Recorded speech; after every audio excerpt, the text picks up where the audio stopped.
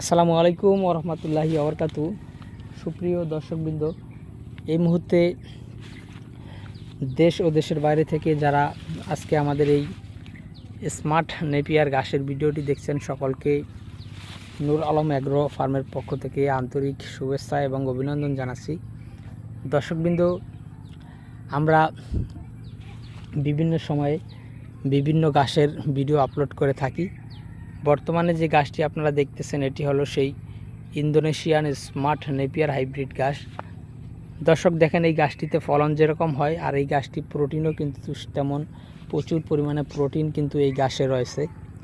তো দর্শক, আমরা এই ঘাসের এই ইন্দোনেশিয়ান স্মার্ট নেপিয়ার ঘাসের কিন্তু ভিডিও আমাদের এই চ্যানেলে প্রতিনিয়ত আপলোড করে আসতেছি এবং এর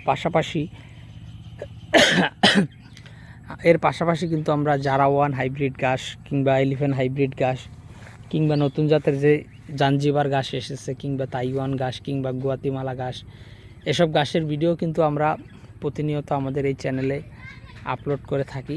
দর্শকবৃন্দ, বর্তমানে যত প্রকার হাইব্রিড ঘাস বাংলাদেশে রয়েছে, সকল প্রকার হাইব্রিড ঘাসের কাটিং খুব সহজেই কিন্তু আপনারা আমাদের কাছ থেকে সংগ্রহ করতে পারবেন। দর্শক, সব ধরনের নতুন ঘাসের কাটিং আমরা আমাদের জমিতে লাগিয়েছি এবং সব ধরনের কাটিংই আমাদের কাছে রয়েছে। যদিও বর্তমানে গুয়াতিমালা ঘাসের কাটিং আমরা দিতে পারবো না, সেক্ষেত্রে আমরা আরও 2 থেকে 3 মাস পরে গুয়াতিমালা ঘাসের কাটিং কিন্তু দিতে পারবো। তাছাড়া অন্যান্য যে যত ঘাস বাংলাদেশে আছে সব ঘাসের কাটিংই কিন্তু আমাদের কাছে রয়েছে। দর্শক, আপনারা যে কোনো ঘাসের কাটিংয়ের জন্য আমাদের এই স্ক্রিনে দেওয়া নম্বরে আমাদের সাথে যোগাযোগ করলে আমরা যে কোনো ঘাসের কাটিংই কিন্তু আপনাদের হাতে পৌঁছে দিতে পারবো। দর্শকবৃন্দ দেখেন, এই গাছটি আসলে লম্বা কম হলেও নিচ থেকে অনেক বেশি চারা ওঠার কারণে অন্যান্য ঘাসের তুলনায় এই গাছটি অনেকে বলে থাকেন ফলন কম হয়। আসলে দর্শক, কথাটি অনেকটাই ভুল।